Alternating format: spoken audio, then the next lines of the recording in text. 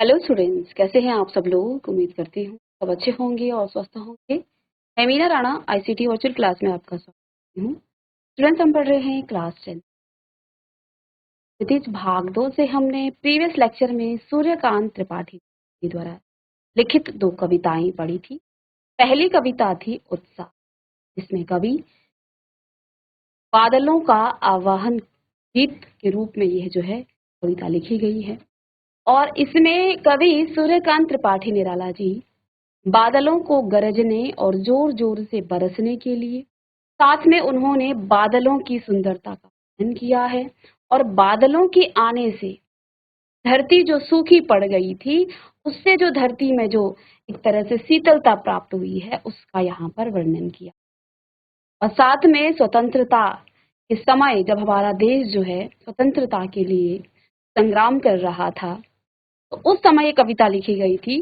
तो इस कविता के माध्यम से देशवासियों को जगाना चाहते हैं कि तुम भी जोर जोर से गर्जना करो और फिर जो है विद्रोह करो। ठीक है, तो हमने ये कविता पढ़ी और जो उत्साह कविता है उसको हम पढ़ चुके हैं।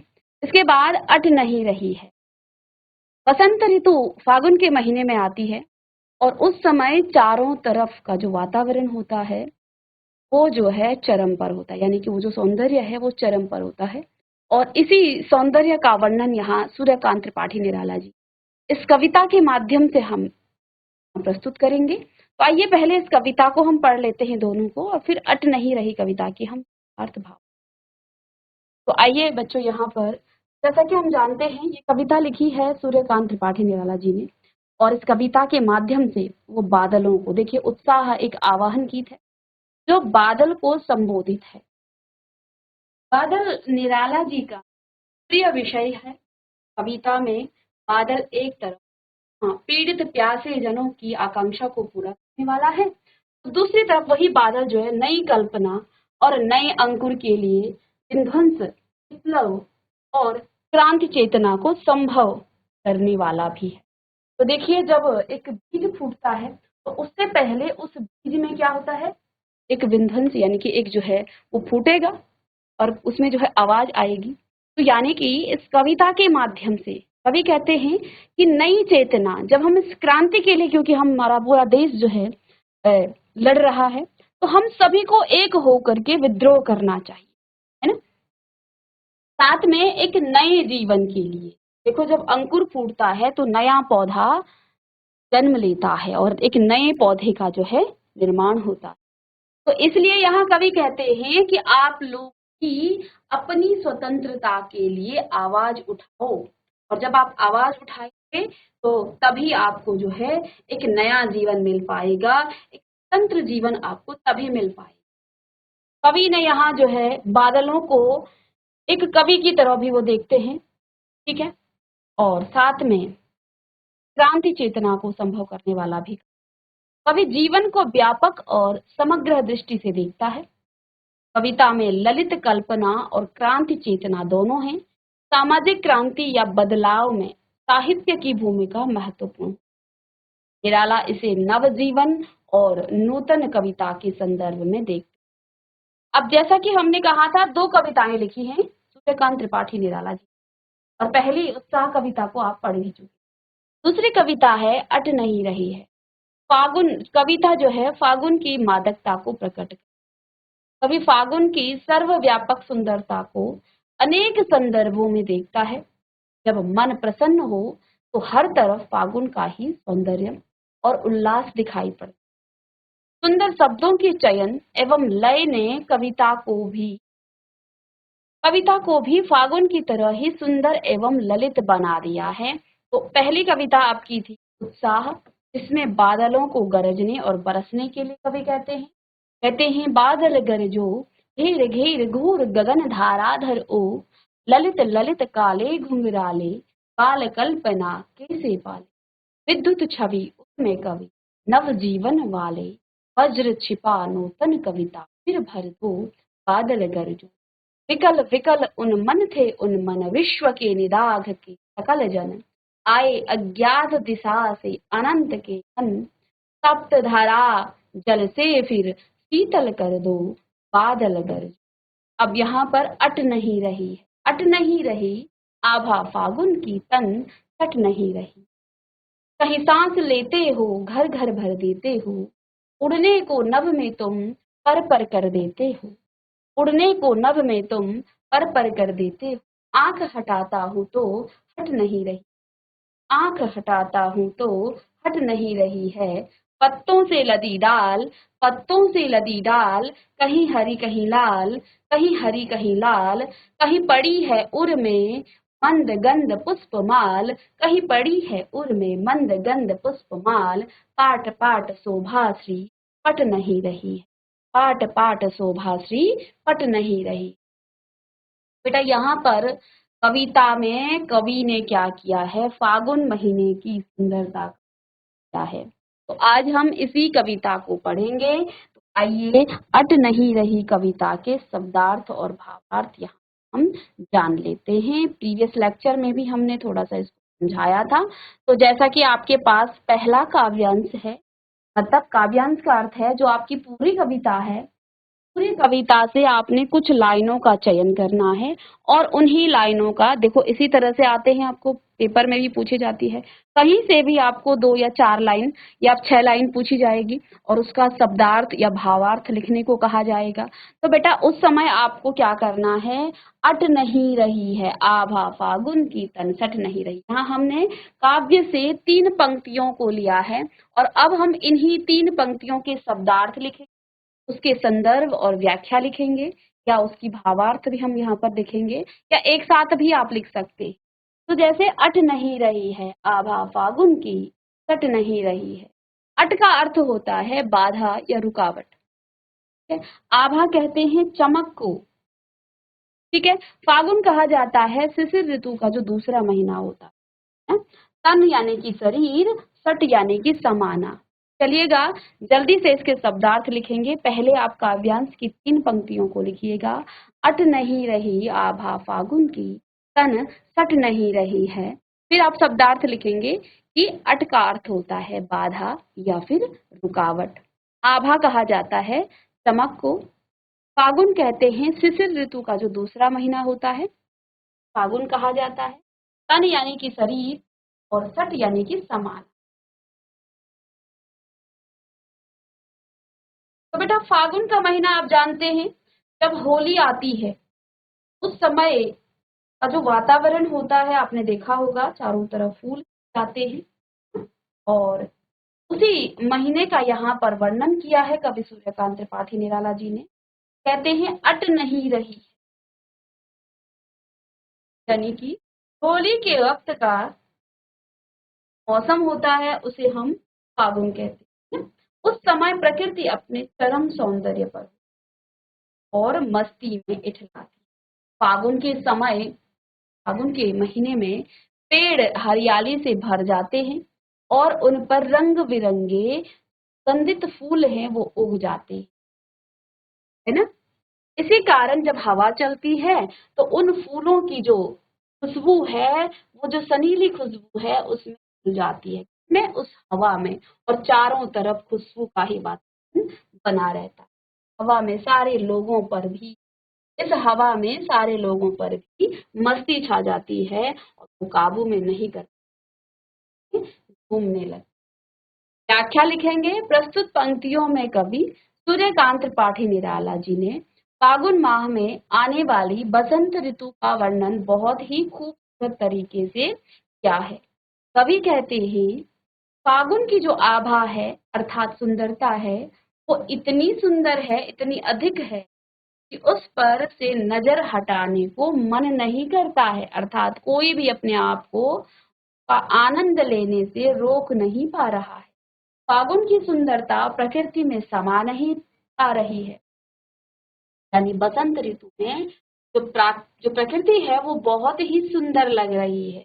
कवि कहते हैं कि वसंत ऋतु में जो फागुन जो प्रकृति है वो बहुत सुंदर लग रही है। क्यों? क्योंकि चारों तरफ जो है रंग बिरंगे फूल खिले हैं और उन रंग बिरंगे फूलों खुशबू से जो वातावरण है वो सुगंधित हो। अब भावार्थ लिखेंगे। कवि के अनुसार फागुन मास में प्रकृति इतनी जो है नजर आती है, पर से नजर हटा वो मन नहीं करता। फागुन के महीने में प्रकृति में होने वाले बदलावों से सभी प्राणी बेहद, कविता में कवि स्वयं भी बहुत खुश नजर आ रहे हैं। तो इस कविता में जो कवि हैं वो भी, क्योंकि देखो प्रकृति के सौंदर्य को देख करके ही वो इस कविता को लिख रहे हैं ना, तो वो भी बड़े खुश नजर आ रहे हैं। अब आगे का काव्यांश है, काव्यांश 2। कहीं सांस लेते हो घर घर भर देते हो, कहीं सांस लेते हो घर घर भर देते हो, उड़ने को नभ में तुम पर कर देते हो। आंख हटाता हूँ तो हट नहीं रही है, आंख हटाता हूँ तो हट नहीं रही। कहीं सांस लेते हो घर घर भर देते हो, उड़ने को नभ में तुम, तो आंख हटाता हूँ तो हट नहीं रही, आंख हटाता तो हट नहीं रही। तो इसका यहाँ पर दो ही शब्द हैं, पर का अर्थ पंख है और नभ का अर्थ होता है आकाश या आसमान। तो नोट या संदर्भ लिख सकते हैं कि किस बारे में यहाँ पर बात हो रही है। फागुन माह में ऐसा लगता है मानो प्रकृति एक बार फिर जो है दुल्हन की तरफ सज धज कर तैयार, क्योंकि बसंत ऋतु के आगमन से सभी पेड़ पौधे नए नए कोमलों, नई कोमल पत्तियों व रंग बिरंगे फूलों से लद जाते हैं, और जब भी हवा चलती है सारा वातावरण उन फूलों की मधुर खुशबू से महक। उपरोक्त पंक्तियों में कवि सूर्यकांत त्रिपाठी निराला जी ने उस समय का वर्णन किया, समय का वर्णन किया है जब बसंत ऋतु में हर ओर हरियाली और फूलों की खुशबू फैल जाती। उस समय कवि को ऐसा लगता है मानो जैसे फागुन जो है खुद सांस ले रहा हो और सुगंधित वातावरण से हर घर को महका रहा। कवि आगे कहते हैं कि कभी कभी मुझे ऐसा एहसास होता है जैसे तुम यानी कि फागुन माह आसमान में उड़ने के लिए अपने पंख फड़फड़ा रहे। कवि बसंत ऋतु की सुंदरता पर मोहित है, इसलिए वो कहते हैं कि मैं अपनी आंखें तुम हटाना तो चाहता हूँ, लेकिन मेरी आंखें तुम से हट नहीं रही। उसका भाव क्या होगा देखिए, एक होता है संदर्भ। संदर्भ का अर्थ होता है कि जिन पंक्तियों को, जिन काव्यांश को आपने लिखा है, जो काव्य का अंश यानी कि पंक्तियां आपने लिखी हैं, उसमें कवि किसके बारे में बात कर रहा है। फिर हम लिखते हैं डायरेक्ट अर्थ, यानी कि जो पंक्तियां दी गई हैं उसका अर्थ लिखते हैं, और भाव हम लिखते हैं कि कवि कहना क्या चाहते हैं, इन पंक्तियों के माध्यम से कवि क्या कहना। तो अब यहाँ पर आप भाव लिखेंगे। काव्यांश में कवि कहते हैं कि घर घर में उगे हुए पेड़ों पर रंग बिरंगे उन फूलों की जो हवा में यूं बह रही है, फागुन खुद सांस ले रहा। इस तरह फागुन का महीना पूरे वातावरण आनंद से, इसी आनंद में झूमते हुए पक्षी आकाश कीजिए, आकाश में अपने पंख फैलाकर उड़ने लगते। आप आकाश लिखें, ये आपका क्या हो जाएगा, आकाश।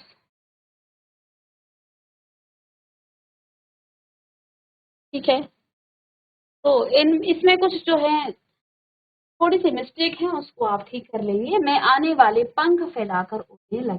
यह मनोरम जो दृश्य है और मस्ती से भरी हवाएं हमारे अंदर भी हलचल पैदा कर दी। यह दृश्य हमें इतना अच्छा लगता है कि हम अपनी आंख इससे हटा ही नहीं पाते। यहाँ पर फागुन माह का मानवीकरण किया गया है। यहाँ पर जैसा कि हम आपको आगे पढ़ाएंगे, अब मानवीकरण लगा, जहाँ प्राकृतिक घटनाओं या प्राकृतिक वस्तुओं को मानव कृत जो क्रियाएं हैं उनकी तरह दर्शाते हैं, है ना। जैसे कि हमने कहा कि कोई प्राकृतिक चीज है और उसको हम जैसे मानव, हमने कहा फूल हंस रहे हैं, तो आपने फूलों को हंसते हुए तो नहीं देखा है, फूल खिलता है और हम जो है उसमें अपनी कल्पना डाल देते हैं, मानव अपनी कल्पना डालते हैं। जैसे मनुष्य हंसता है खुश होकर के, ऐसा ही ये फूल भी खुश होकर के खिल रहा है, तो उसे हंसने का हम जो है नाम दे देते हैं। वही उस फूल का हमने क्या कर दिया है, मानवीकरण कर दिया है, क्योंकि वो प्राकृतिक वस्तु है और वो हंसता तो नहीं है, मानव ही हंसता है। तो ऐसी घटनाओं को या फिर जो है जब हम किसी प्राकृतिक घटना या वस्तु का मानवीकरण करते हैं, मानवीकरण है कि मानव की तरह जब क्रियाएं करता है, से भी हम दिखाते हैं प्रकृति को, तो वो मानवीकरण। तो हमने यहाँ फागुन का क्या किया है, मानवीकरण कर दिया है ना। चलिए, ये जो हम भाव में जितने भी यहाँ पर हमने चीजें लिखी है, ये मानव द्वारा कृत। चलिए, अब नेक्स्ट यहाँ पर बच्चों थर्ड काव्यांश है आपका। थर्ड में कवि कहते हैं, पत्तों से लदी डाल कहीं हरी कहीं लाल, पत्तों से लदी डाल कहीं हरी कहीं लाल, कहीं पेड़ पड़ी है उर में मंद गंध पुष्प माल, पाट पाट शोभाश्री, पाट पाट ये शोभाश्री है, ठीक है, पाट पाट शोभाश्री, तो ये अलग पाठ है, इसके बाद शोभाश्री अलग है। पाट पाट शोभाश्री पट नहीं रही है। तो लदी का अर्थ होता है, बेटा लिख लीजिएगा, लदी का अर्थ होता है भरी, डाल का अर्थ होता है पेड़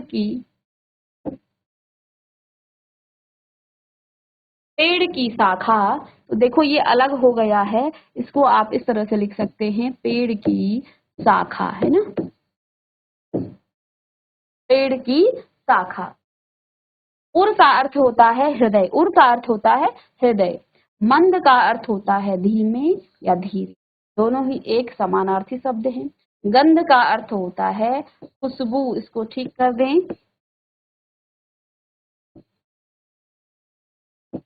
खुशबू ऐसे लिखेंगे आप, या सुगंध, गंध का अर्थ खुशबू या सुगंध।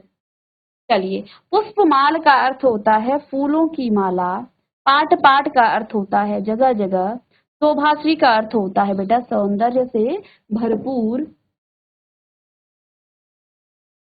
और पट का अर्थ होता है समाना। चलिए जल्दी से इन शब्दार्थों को आप लिख लीजिएगा।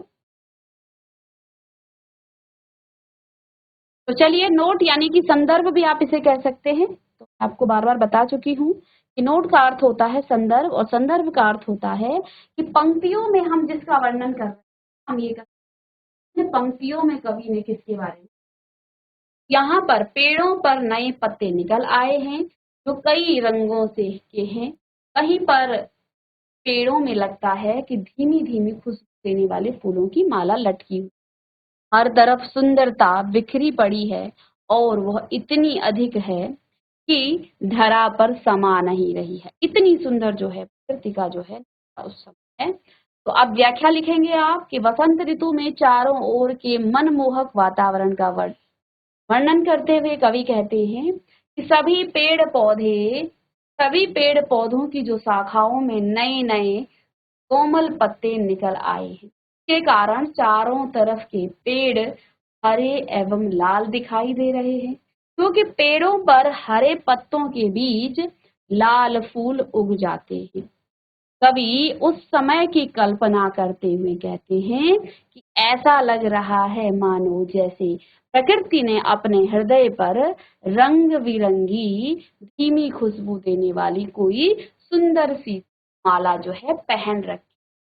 कवि के अनुसार वसंत ऋतु में प्रकृति के कण कण में अर्थात जगह जगह इतनी सुंदरता बिखरी पड़ी है कि अब वह इस पृथ्वी पर समा नहीं पा रही।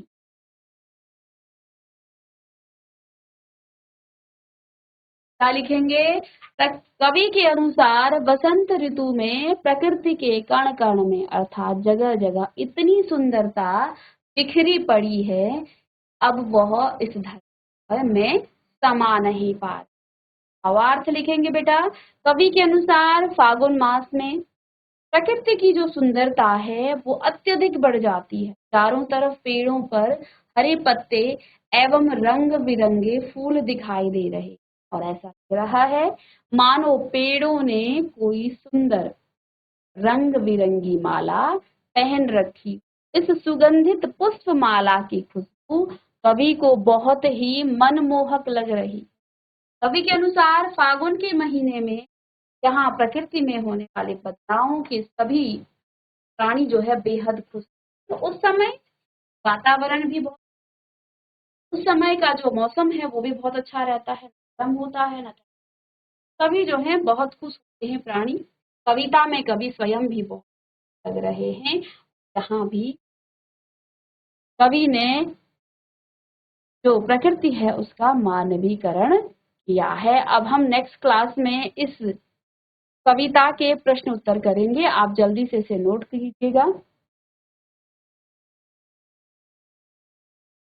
तो बच्चों यहाँ आपने देखिए, कविता को आपने एक बार समझना है, बाकी आप कविता के शब्दार्थ जरूर लिख लीजिएगा क्लास में, फिर आप घर जाकर के उसके संदर्भ को और अर्थ को आप यहाँ से समझेंगे भी, तो अपने शब्दों में आप व्याख्या लिखेंगे, उसका भावार्थ लिखेंगे, तो ये ज्यादा बेहतर रहेगा। ठीक है, बजाय आप कॉपी करने के, बट आप समझ लीजिएगा कविता को क्या यहाँ पर कहा गया है, बस आपको शब्दार्थ लिखना है। और उसके बाद आप संदर्भ तो लिखेंगे ही, संदर्भ में आप ये भी लिख सकते हैं कि प्रस्तुत कविता हमारी पाठ्य पुस्तिका क्षितिज भाग 2 से ली गई है और इसके कवि हैं कवि सूर्यकांत त्रिपाठी निराला जी। इस कविता में कवि ने फागुन माह का वर्णन किया है जो प्रकृति में समा नहीं रही है, या अपने शब्दों में आप कुछ भी लिख, फिर आप लिखेंगे अर्थ, और फिर जो पंक्तियां हैं पंक्तियों के भावार्थ आप लिखेंगे। ठीक है बच्चों, तो आइए कविता के कुछ प्रश्न उत्तर देख लेते हैं। तो देखिए, जैसे छायावाद की एक खास विशेषता है, क्या विशेषता है? अंतर मन के भावों को का बाहर की दुनिया से सामंजस्य बिठाना। कविता की किन किन पंक्तियों को पढ़कर यह धारणा पुष्ट होती है, आपको लिख। तो आभा फागुन की तन कट नहीं रही है और कहीं सांस लेते हो घर घर भर देते हो, उड़ने को नभ में तुम पर कर देते। यह पंक्तियां फागुन और मानव मन दोनों के लिए प्रयुक्त है। तो यहाँ पर छायावाद की क्या विशेषता रही? अंतर मन के भावों का बाहर की दुनिया से सामंजस्य बिठाया गया। यहाँ पर क्योंकि ये जो है एक छायावादी कवि रहे हैं, ठीक है। कविता के किन किन पंक्तियों को पढ़कर यह धारणा पुष्ट, देखिए, कहीं सांस लेते हो, आभा फागुन की तन सट नहीं रही है, कहीं सांस लेते हो घर घर भर देते हो, सुने को नभ में तुम पर कर देते। तो यहाँ फागुन और मानव मन दोनों के लिए ये प्रयुक्त हुआ है, इससे जो है ये धारणा पुष्ट भी हो जाए। ठीक है, दूसरा प्रश्न है, कवि की आंख फागुन की सुंदरता से क्यों नहीं हट? कवि ने क्या कहा है? इतनी सुंदरता इस प्रकृति में है, मैं अपनी आंखें भी नहीं हटा पा रहा। तो क्यों नहीं हट रही है? क्योंकि फागुन के महीने में प्रकृति का जो सौंदर्य होता है वो चरम पर होता है। और ये प्रश्न बहुत कठिन नहीं है, ये प्रश्न आपके वहीं से है ना, और इसको आप अपने शब्दों में लिख सकते हैं। नेक्स्ट प्रश्न है, प्रस्तुत कविता में कवि ने प्रकृति की व्यापकता का वर्णन में किया है। तो ये आप कविता को पढ़ने के बाद आप प्रश्न लिख सकते हैं। के बाद का प्रश्न है, फागुन में ऐसा क्या होता है जो बाकी ऋतुओं से भिन्न होता है? तो आप इसको भी कर लेंगे, क्या क्या चीजें आपने यहाँ पर पढ़ी हैं, साथ में आप भी फागुन के महीने में भी आप जो है क्या चीजें महसूस करते हैं। कविता के आधार पर निराला के काव्य शिल्प की आपको विशेषता बतानी है कि क्या जो है निराला जी के काव्य की विशेषता है। ठीक है, तो चलिए हम नेक्स्ट क्लास में इसी के कुछ और क्वेश्चन भी करेंगे। तो मिलते हैं नेक्स्ट लेक्चर में, तब तक thank you and have a nice.